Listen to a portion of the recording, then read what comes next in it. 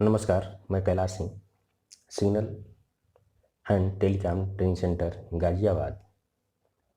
आज हम लोग पावर सर और सेल और बैटरी में सेल के प्रकार,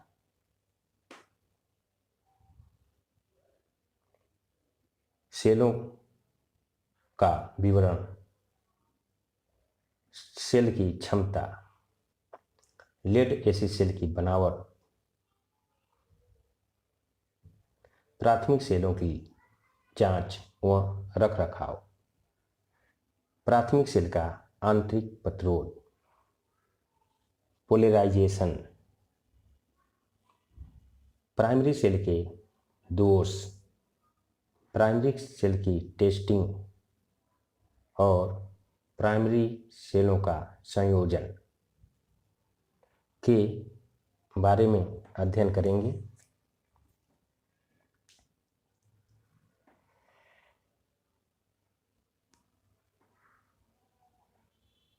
सेल या बैटरी का प्रयोग, सेलों के संयोजन से बैटरी बनता है और सेल का जो या बैटरी का हम प्रयोग सिग्नलिंग और दूरसंचार उपकरणों को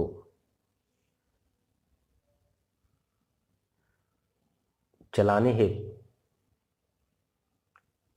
या उनको विद्युत शक्ति प्रदान करने हेतु उपयोग करते हैं, क्योंकि जो सिग्नलिंग और टेलीकॉम उपकरण हैं उसको सीधे हम एसी सप्लाई पर नहीं चला सकते, क्योंकि एसी में लगातार वोल्टेज कम अधिक होने के कारण उपकरण के खराब होने के चांसेस अधिक होते हैं। इस कमी को दूर करने के लिए उपकरणों को एक फिक्स सप्लाई देने हेतु हम सेल का प्रयोग करते हैं, जिससे कि हमारे उपकरण खराब न हो। तो इसी परिप्रेक्ष्य में आज हम यहाँ ये पाते हैं कि सेल जो है दो प्रकार के होते हैं। एक जो सेल है जिसे चार्ज नहीं किया जा सकता, एक बार यूज कर लिए और उसको पुनः यूज नहीं कर सकते, और एक जो सेल है जिसको बार बार हम रिवर्स कर सकते हैं, यानी बार बार डिस्चार्ज होने के बाद उसको चार्ज कर सकते हैं। किस प्रकार यहाँ हम पाते हैं कि सेल जो है दो प्रकार के होते हैं। एक को हम कहेंगे जिसको रिवर्स नहीं किया जा सकता, जिसको चार्ज नहीं किया जा सकता, उसे हम कहेंगे प्राथमिक सेल या प्राइमरी सेल। दूसरा जो है जिसे हम बार बार रिवर्स कर सकते हैं, बार बार चार्ज कर सकते हैं डिस्चार्ज होने के बाद, तो ऐसे सेल को हम कहेंगे सेकेंडरी सेल। अब आते हैं, ये देखते हैं कि प्राइमरी सेल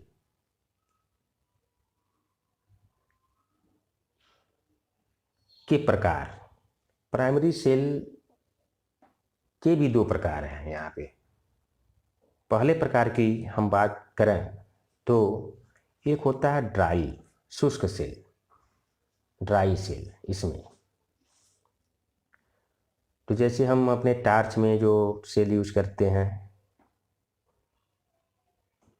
तो ये जो है ड्राई सेल है, घड़ी में यूज करते हैं, तो ये ड्राई सेल है, क्योंकि इसमें जो इलेक्ट्रोलाइट होता है वह लिक्विड रूप में ना होकर किस अवस्था में रहता है, पेस्ट के रूप में ड्राई अवस्था में रहता है, इसलिए इसको हम ड्राई सेल कहते हैं।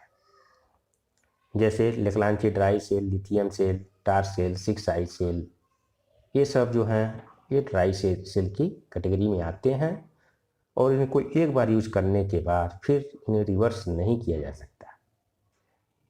जो प्राथमिक सेल का दूसरा टाइप्स है वह है वेट सेल। वेट सेल मतलब जिसमें इसमें जो इलेक्ट्रोलाइट्स है वह जलीय अवस्था या लिक्विड स्टेट्स में है। इसको भी हम रिवर्स नहीं कर सकते एक बार यूज़ करने के बाद, यानी चार्ज नहीं कर सकते। और इसमें जो सेल आते हैं ये हैं लेक्लांची वेट सेल, इनर्ट सेल तथा डीपोलराइजर सेल। अब हम चलते हैं आगे, इसी में देखते हैं सेकेंडरी सेल। सेकेंडरी सेल भी दो प्रकार के यहाँ हम देख रहे हैं। पहला जो प्रकार है लेड एसिड सेल है। लेड एसिड सेल में भी तीन प्रकार के सेल होते हैं। पहले को हम कहते हैं परंपरागत लेड एसिड सेल, दूसरा जो है VRLA valve regulated lead acid, और तीसरा जो इसमें है लो मेंटेनेंस सेल।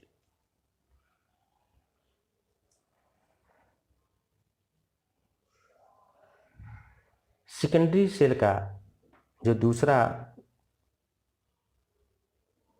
भाग है उसमें हम देख रहे हैं कि पहले में हमने देखा लेड एसिड सेल में तीन प्रकार, इसी प्रकार जो दूसरा भाग है उसमें हम क्षारीय सेल में भी चार प्रकार के सेल यहाँ हम देख रहे हैं। Nickel cadmium cell, nickel iron cell, silver zinc cell, lithium ion cell.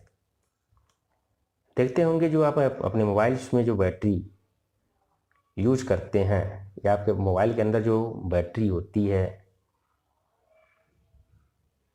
वह जो है वह क्षारीय सेल, वो सेकेंडरी सेल का जो टाइप्स है वो क्षारीय सेल के टाइप्स में आता है। अब इनकी हम बनावट की बात करते हैं, प्राथमिक और सेकेंडरी सेलों की। तो सबसे पहले हम देखते हैं कि प्राथमिक सेल की बनावट क्या होती है। इन सेलों को तैयार करने के बाद तुरंत हम विद्युत ऊर्जा मिलती है, मतलब इनको जो है इनिशियल चार्ज करने की रिक्वायरमेंट्स नहीं होती, आवश्यकता नहीं होती, जैसा कि हम सेकेंडरी सेल में करते हैं। तो कहने का मतलब ये है कि इसको इनिशियल चार्ज करने की आवश्यकता नहीं है, यहीं बनाए तहीं हम उसको इससे ऊर्जा ले सकते हैं। तो डिस्चार्ज होने के बाद यह सेल खराब हो जाता है। जब सा कि हम पहले देख चुके हैं, पहले जान चुके हैं कि प्राथमिक सेल को हम चार्ज नहीं कर सकते, रिवर्स नहीं कर सकते और दोबारा चार्ज नहीं किया जा सकता। सिग्नलिंग में प्राइमरी सेल का ही अधिकतर प्रयोग होता है,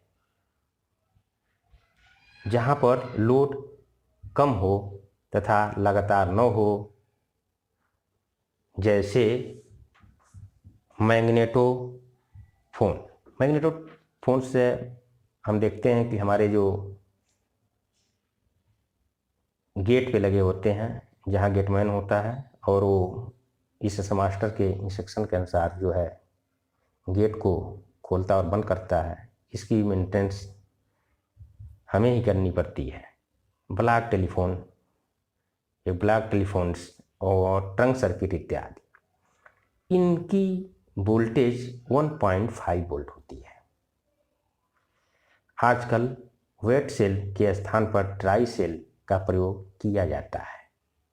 तो प्राथमिक सेल में हमने देखा था कि ड्राई सेल और वेट सेल, तो यहाँ पे जो है कहने मतलब ये है कि आजकल जो वेट सेल है, जैसे लेक्लांची वेट सेल हमने देखा था, 6i देखा था, तो कहने मतलब ये है कि लेक्लांची वेट सेल प्रयोग न होके आजकल ड्राई सेल जैसे 6i सेल इत्यादि का प्रयोग हम इसके लिए करते हैं। लेक्लांची ड्राई सेल, इसमें होता क्या है, लेक्लांची ड्राई सेल में जस्ते का एक खोखला सिलेंडर होता है, जो निगेटिव प्लेट का काम करता है तथा इसके जो भीतरी सतह है उस पर NH4Cl मतलब नौसादर अमोनियम क्लोराइड का पेस्ट लगा होता है। सेल में एक कार्बन की छड़ होती है जो धन ध्रुव का काम करती है। यानी यहाँ देख रहे हैं कि जो जस्टे की सिलेंडर है, खोखलाकार बेलन है, वो निगेटिव का काम कर रहा है और यहाँ पे जो कार्बन की छड़ है वो पॉजिटिव का काम कर रही है। और जस्टे की जो भीतरी परत है उस पर हमने नौसादर का एक लेप लगा दिया अमोनियम क्लोराइड का। इसके चारों ओर एक थैली में मैग्नीज डाइऑक्साइड MnO2 ये जो है डीपोलराइजर का काम यहाँ करता है तथा कार्बन का चूर्ण भरा रहता है। यह डीपोलराइजर का काम करता है। सेल के मुंह में बारीक छेद होता है जिससे जो इसके अंदर अमोनिया गैस बन रही है वो बाहर निकल सके। और वो बारीक छेद न रहे तो अमोनिया गैस उसके अंदर ही रहेगी, जिससे सेल के खराब होने के चांसेस काफ़ी बढ़ जाते हैं। तो जैसा कि हम चित्र में देख रहे हैं कि यह जो बाहरी पोर्शन है इसका वो जस्ते की है। इसके भीतरी परत पे जस्ते के जो है नौसादर का लेप लगा हुआ है और इसके बीचों बीच में जो हम देख रहे हैं एक कार्बन की छड़ है और जस्ते की जो सिलेंड्रिकल खोखला बेलन है वो जो है निगेटिव टर्मिनल का काम कर रहा है और कार्बन की छड़ जो होती है इसमें पॉजिटिव टर्मिनल होती है।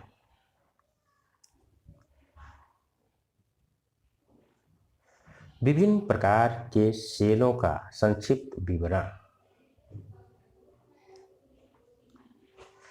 जैसे क्रम संख्या दिया हुआ है 1 से 7 तक, यहाँ पे विवरण लिखा हुआ है कि उसका कैथोड क्या होगा, एनोड, लेग्रांज, यहाँ पे सेलों की प्रकार दी गई है, लेग्रांजी ड्राई सेल, लेग्रांजी वेट सेल और एडी सेल।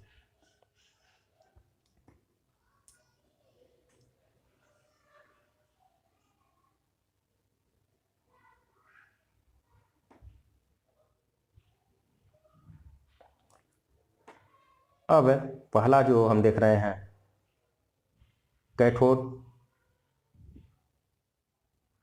का मतलब क्या, पॉजिटिव टर्मिनल्स। लेग्रांजी ड्राई सेल में जो कैथोड होता है वो कार्बन का होता है। इसी प्रकार लेग्रांजी वेट सेल में जो कैथोड होता है वो कार्बन का होता है। और यहाँ पे एक चीज़ हम देख रहे हैं कि एडी सेल क्या है? एडी सेल जहाँ पे हाई करंट ड्रेन होता है वहाँ पे इसका हम प्रयोग करते हैं। यह भी देखने में जो ड्राई सेल के तरह ही होता है। जैसे हाई करंट ड्रेन, जैसे flash light, radio receiver and transmitter में इसका हम प्रयोग करते हैं। अब दूसरा पॉइंट हम एनोड की बात करें तो एनोड जो होता है, एनोड का मतलब होता है निगेटिव। और लेग्रांजी सेल का जो एनोड होता है वह जिंक का होता है। लेग्रांजी वेट सेल का जो एनोड होगा वो भी जिंक का होगा। एडी सेल का जो एनोड होगा वो भी जिंक का होगा।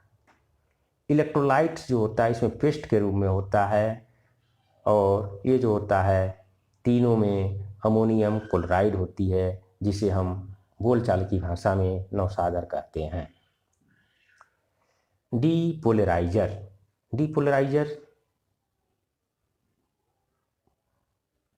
मैग्नीज ऑक्साइड MnO2 और एडी सेल में जो है डीपोलराइजर जो होता है वह एयर होती है, वायु होती है। इनकी क्षमता की बात करें तो क्षमता जो होती है लेग्रांजी ड्राई सेल की 50Ah, EH का मतलब क्या, एम्पियर आवर। इसकी कैपेसिटी को यहाँ बताता है कि अगर क्षमता की बात करें 50 EH का मतलब क्या है कि अगर 1 एम्पियर की करंट इससे लेते हैं तो ये 50 घंटे तक करंट देने के लिए सक्षम है। EH को इस प्रकार हम डिफाइन कर सकते हैं। ऐसे लेक्लांची वैज सेल की जो EH होती है 50 EH से 100 EH तक, इसी प्रकार AD सेल 500 EH तक। कुल वोल्टेज तीनों की जो वोल्टेज होती है, लेक्लांची सेल डाई सेल की देखें तो 1.5 वोल्ट, लेक्लांची वैज सेल भी 1.5 वोल्ट और AD सेल भी 1.5 वोल्ट। अंतिम बिन वोल्टेज मतलब इसके नीचे हम डिस्चार्ज इसको नहीं करें, मतलब अंतिम वोल्टेज। जो इसकी कुल वोल्टेज होती है लेक्लांची ड्राई सेल की 1.5 वोल्ट और अंतिम वोल्टेज 1.1 वोल्ट के नीचे हमें इसको डिस्चार्ज नहीं करना है। ऐसे ही है जो लेक्लांची वैज सेल है, इसकी जो कुल वोल्टेज है 1.5 वोल्ट और इसको भी 1.1 वोल्ट के नीचे तक डिस्चार्ज नहीं करना है। और इसी प्रकार AD सेल होती है, इसकी जो वोल्टेज होती है 1.5 वोल्ट, ऐसे 0.9 वोल्ट के नीचे तक डिस्चार्ज नहीं करता। अब यहाँ से हम देखते हैं सेकेंडरी सेल।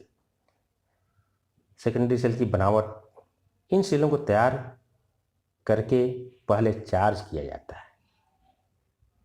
जैसा कि हमने इससे पहले देखा, प्राइमरी सेल को सीधे हमने तैयार किया, सीधे हम इससे ऊर्जा ले सकते हैं, शक्ति ले सकते हैं। लेकिन सेकेंडरी सेल में ऐसा नहीं है, इसको हम तैयार करने के बाद चार्ज करेंगे और वो चार्जिंग जो कहलाती है, प्रारंभिक चार्जिंग, इनिशियल चार्जिंग कहलाती है। इसके पश्चात हमें विद्युत ऊर्जा मिलती है। डिस्चार्ज होने पर फिर से इसे चार्ज करते हैं और बार बार चार्ज करके इससे विद्युत ऊर्जा प्राप्त होती है, यानी इसको बार बार रिवर्स किया जा सकता है। जहाँ लोड अधिक हो या लगातार काम लेना हो वहाँ इन सेलों का प्रयोग होता है। पूर्ण चार्ज अवस्था में इसकी जो वोल्टेज होती है 2.1 वोल्ट तथा इसकी स्पेसिफिक ग्रेविटी 1210 होती है।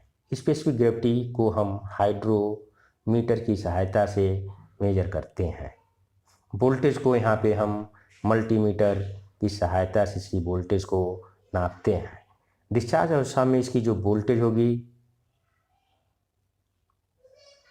1.85 वोल्ट से नीचे नहीं होनी चाहिए और डिस्चार्ज अवस्था में जो स्पेसिफिक ग्रेविटी हो वह 1180 के नीचे नहीं होनी चाहिए, यानी 1180 तक होना चाहिए।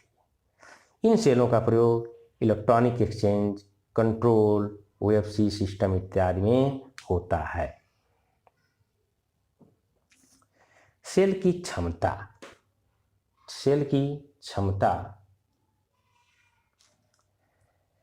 लेड एसिड सेल अलग अलग क्षमता कैपेसिटी में मिलते हैं। जैसा कि हमने पहले देखा, AH में इसकी कैपेसिटी को नापा जाता है एम्पियर आवर में, जैसे 40 AH, 80 AH, 400 AH इत्यादि। 80 EH का मतलब है कि अगर 8 एम्पियर का लोड लिया जाए तो यह 10 घंटे तक चलेगा, यानी यहाँ पे 10 × 8 है तो 80 हो जाता है। लेड एसिड सेल की बनावट, लेड एसिड सेल में के निम्नलिखित भाग होते हैं।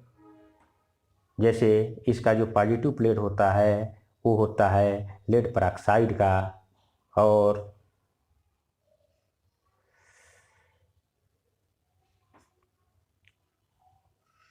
जो निगेटिव प्लेट होती है वो जो होती है स्पंजी लेड।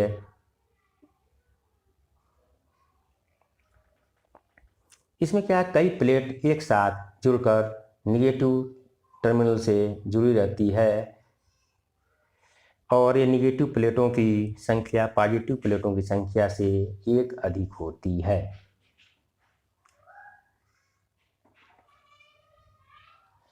इलेक्ट्रोलाइट इसी लेड एसिड सेल की बनावट का एक भाग हो गया पॉजिटिव प्लेट। कई पॉजिटिव प्लेट मिलकर पॉजिटिव टर्मिनल से जुड़े होते हैं और पॉजिटिव जो प्लेट बना होता है लेड पेरोक्साइड का बना होता है। इसी प्रकार जो नेगेटिव प्लेट होता है वह स्पंजी लेड का बना होता है और कई प्लेटें मिलकर नेगेटिव प्लेट से नेगेटिव टर्मिनल से जुड़ी होती है और इनकी संख्या जो होती है पॉजिटिव प्लेटों से एक अधिक होती है। इलेक्ट्रोलाइट तीसरा इसमें देखते हैं इलेक्ट्रोलाइट्स। यह sulphuric acid the distilled water, sulphuric acid H2SO4 distilled water जिसमें मिनरल्स, डिस्टिल्ड वाटर मतलब क्या है, जिसमें मिनरल्स ना हो, क्योंकि अगर सिंपल वाटर का यहाँ पर प्रयोग हम करते हैं तो उसमें मिनरल्स होता है। जो बैटरी की जो प्लेटें होती हैं वो धातु की होती हैं और उससे मिनरल्स क्या है रिएक्शन कर जाएंगे और प्लेटें जल्दी खराब हो जाएंगी। इसलिए हमें इसमें डिस्टिल्ड वाटर आसू जल का प्रयोग करना चाहिए। यह चार्जिंग तथा डिस्चार्जिंग के समय प्लेटों के साथ रासायनिक क्रिया करता है। इसकी स्पेसिफिक ग्रेविटी चार्ज अवस्था में 1210 तथा डिस्चार्ज अवस्था में 1180 होती है। कंटेनर यह हार्ड रबर का होता है जिसके अंदर एक प्लेटें रखी गई हैं जिसके अंदर इलेक्ट्रोलाइट्स डाला जा रहा है, वही है कंटेनर।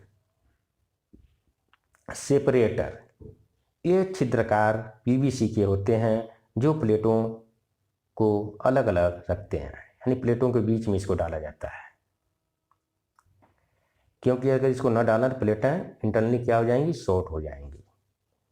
तो इसलिए सेपरेटर यहाँ डालना जरूरी होता है। फ्लोट इसमें इलेक्ट्रोलाइट का लेवल चेक करने के लिए फ्लोट लगा होता है। ये देखेंगे बैटरी के ऊपर जब हम उसमें इलेक्ट्रोलाइट्स डालते हैं या इलेक्ट्रोलाइट का लेवल से अगर नीचे चला जाता है तो उसमें जो फ्लोट है वो नीचे आ जाता है और उसमें ग्रीन और रेड फ्लोट के ऊपर निशान बने होते हैं जो ये शो करता है कि इसमें इलेक्ट्रोलाइट का लेवल, अगर रेड एरिया में वो आ गया फ्लोट तो इसका मतलब इलेक्ट्रोलाइट का लेवल जो है उसमें कम हो गया है। तो इस अवस्था में हम उस सेल में जो है आसुत जल डिस्टिल्ड वाटर डालते हैं। वेंट होल कैप ये ढक्कन में गैस निकलने के लिए छिद्र होता है। जो केमिकल रिएक्शन होते हैं तो केमिकल रिएक्शन के दौरान जो है गैस बनता है और इस जो गैसिंग होती है इसी वेंट होल कैप के सहायता से बाहर निकलती है। टर्मिनल पॉजिटिव तथा नेगेटिव टर्मिनल से विद्युत शक्ति प्राप्त करते हैं। चार्ज अवस्था में 2.1 वोल्ट तथा डिस्चार्ज अवस्था में 1.85 वोल्ट होता है।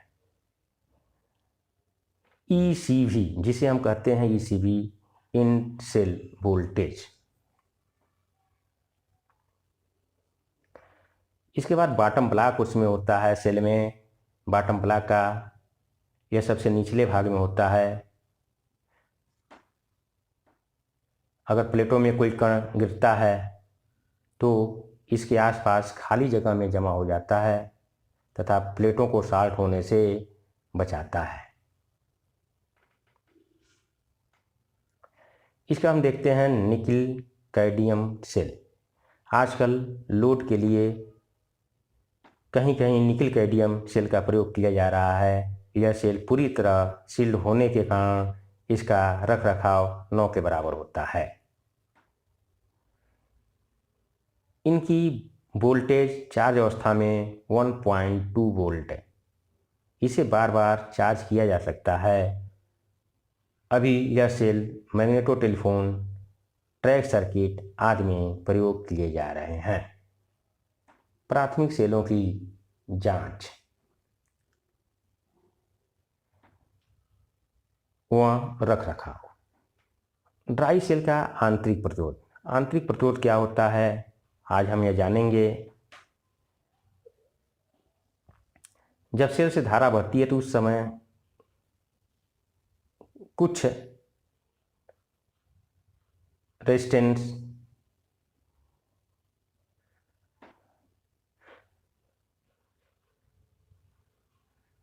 को सेल का आंतरिक प्रतिरोध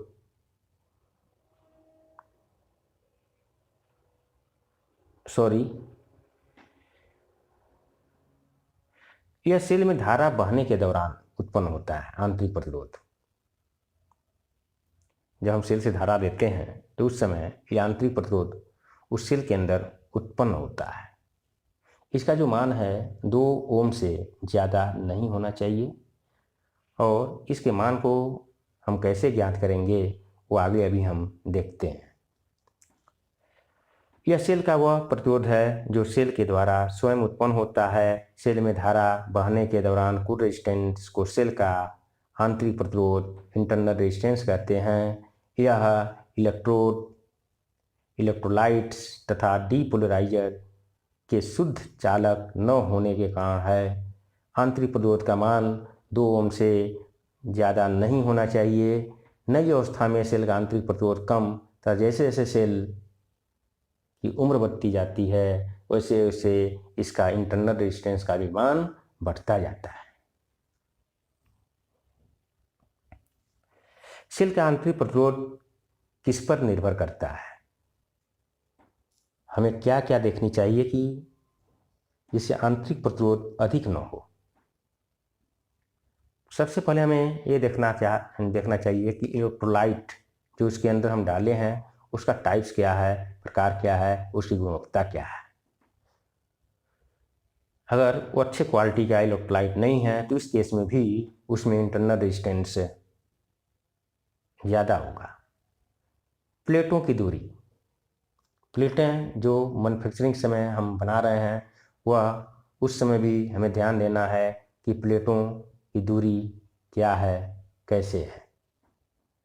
प्लेटों का एरिया पे भी ध्यान देनी है। पोलराइजेशन क्रिया, डीपोलराइजेशन एज, इलेक्ट्रोलाइट की एज, मतलब उसके इलेक्ट्रोलाइट की उम्र कितनी हो गई। डिपोलराइजेशन की एज पर भी निर्भर करता है, पोलराइजेशन क्रिया पर भी निर्भर करती है। अब इंटरनल रेजिस्टेंस को फार्मूले के माध्यम से हम कैसे ज्ञात करते हैं ये देखेंगे। यदि ई ओपन सर्किट वोल्टेज मतलब क्या, बिना लोड के वोल्टेज, मतलब सेल पे जब कोई लोड नहीं लगा हो उस समय वोल्टेज हमने मेजर किया। भी लोड पर वोल्टेज, जब हम उसको किसी लोड पे लगा दिए, VCF पे लगा दिए या कोई भी लोड हो सकता है, एक्सचेंज पे लगा दिए, किसी लोड पे हम इसको अगर लगाते हैं तो उस समय का वोल्टेज, और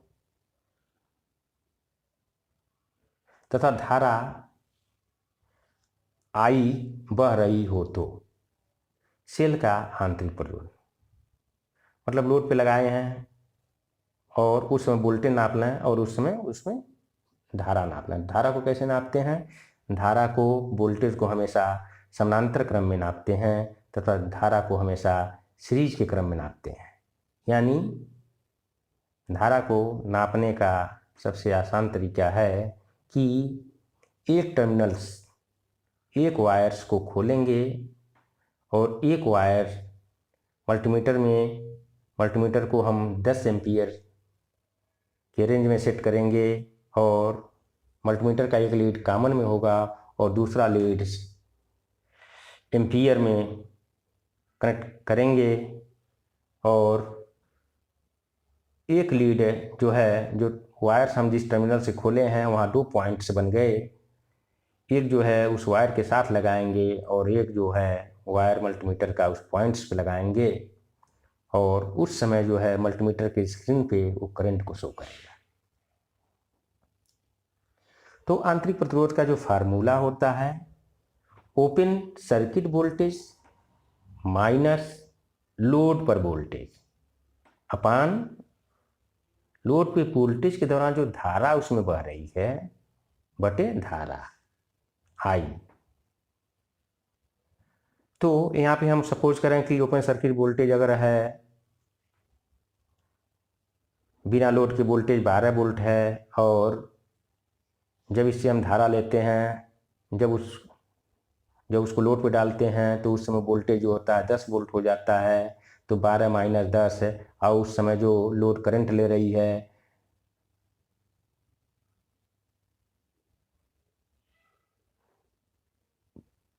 5 एम्पियर की ले रही है, तो जो यहाँ पे आएगा 12 माइनस 10 2/5 यानी 0.4 जो आ रहा है ओम, यानी इंटरनल रेजिस्टेंस का मान यहाँ पे 0.4 ओम आ रहा है, जो 2 ओम से कम है। इस प्रकार हम इंटरनल रेजिस्टेंस को यहाँ पे ज्ञात करते हैं। पोलराइजेशन की प्रतिशतता, परसेंटेज ऑफ पोलराइजेशन।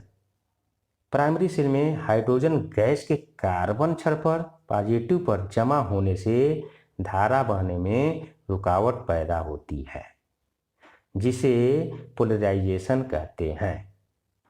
मतलब ये कि जो हाइड्रोजन गैस इसके अंदर बन रही है प्राइमरी सेल में, और जाकर कार्बन के पॉजिटिव प्लेट पे क्या हो जाती है, जमा हो जाती है। और जब जमा हो जाएगी तो वहाँ एक लेयर बना लेगा, और जब वो लेयर बना लेगा तो धारा के बहने में क्या करेगा, रुकावट पैदा करेगा। और इसी चीज़ को हम क्या कहते हैं, पोलराइजेशन कहते हैं। इसे दूर करने के लिए डीपोलराइजर का प्रयोग करते हैं। जैसा कि हम देख रहे हैं कि पहले हमने डीपोलराइजर जो प्राइमरी सेल में प्रयोग करते हैं वो क्या करते हैं, मैंगनीज ऑक्साइड MnO2 और कार्बन का चूर्ण। सेलों का पोलराइजेशन प्रतिशतता से हमें उस सेल में प्रयुक्त डीपोलराइजेशन की क्षमता के बारे में पता चलता है। सेलों की पोलराइजेशन प्रतिशतता 15% से अधिक नहीं होनी चाहिए, यानी परसेंटेज ऑफ पोलराइजेशन अगर हम यहाँ पे देखें तो open circuit voltage minus load voltage upon open circuit voltage multiply 100। Primary cell में दोष। प्राइमरी सेल में 2 प्रकार के दोष होते हैं। लोकल एक्शन, यह जस्ते निगेटिव में अशुद्धि के कारण होता है। लोकल एक्शन जो होता है, जो जस्ता है, जो निगेटिव प्लेट टर्मिनल होती है उसके अशुद्धि कारण होता है। इससे वोल्टेज कम हो जाती है। इसको दूर करने के लिए जस्ते में पारे की परत चढ़ाई जाती है। यानी लोकल एक्शन को कम करना है तो क्या करेंगे, जो जस्ता है, जो नेगेटिव प्लेट है, इसकी उस पर पारे की परत चढ़ा देंगे तो लोकल एक्शन क्या होगा, कम हो जाएगा। दूसरा जो है पोलराइजेशन, यह दोष उत्पन्न हाइड्रोजन गैस के कार्बन के पॉजिटिव पर जमा होने से होता है। यानी लोकल एक्शन जो जस्ते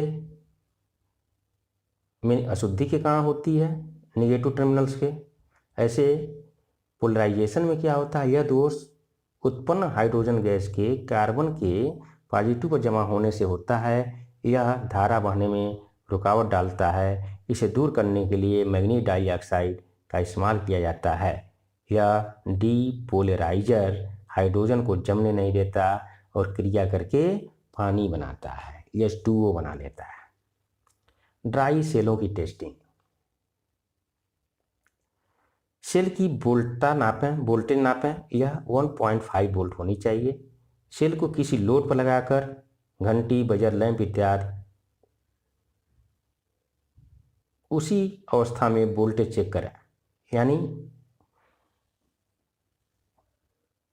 सेल की टेस्टिंग कभी भी हम करें तो ओपन सर्किट में ना करें। सेल की टेस्टिंग हमेशा हमें करनी है तो उसे लोड पे लगा के करनी है। इससे उस सेल की कंडीशंस का पता चलता है कि वो सेल सही है कि खराब है। सेलों का संयोजन। सेलों को निम्न प्रकार से जोड़ा जाता है। सीरीज, सीरीज मतलब सीरीज श्रेणी क्रम, पैरेलल समानांतर क्रम, सीरीज पैरेलल, श्रेणी और समानांतर क्रम।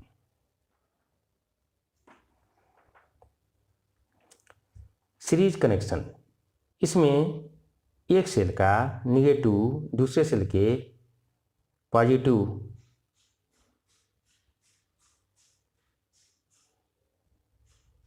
से जुड़ता है।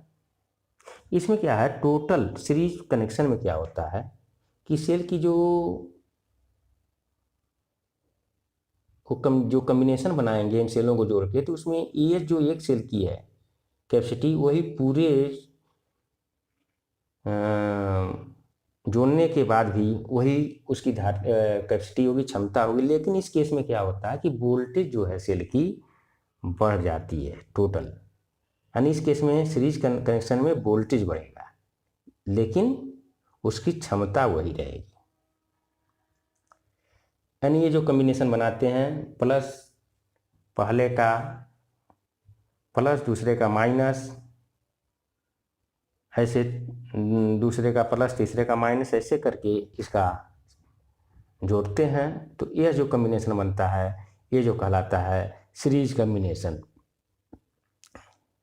ऐसे ही पैरेलल कनेक्शन, पैरेलल कनेक्शन में एक सेल का प्लस दूसरे सेल के प्लस से और उसका जो माइनस है दूसरे सेल के माइनस से जोड़ के हम पैरेलल, इसमें क्या है वोल्टेज तो वही रहती है जो एक सेल की वोल्टेज है, लेकिन इसमें जो है उसकी क्षमता एम्पियर आवर्स बढ़ जाती है।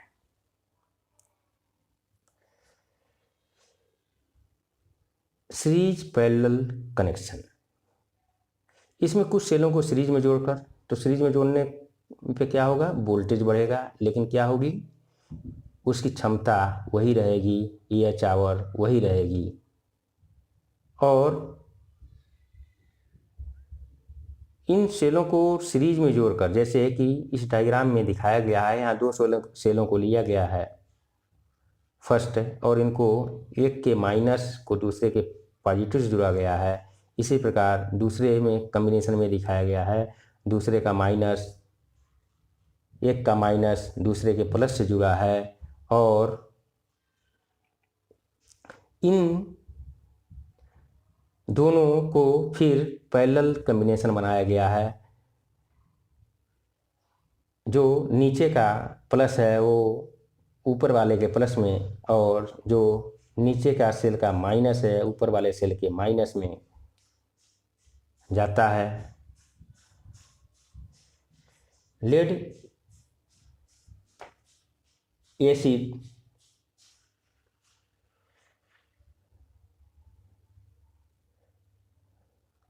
नमस्कार, धन्यवाद।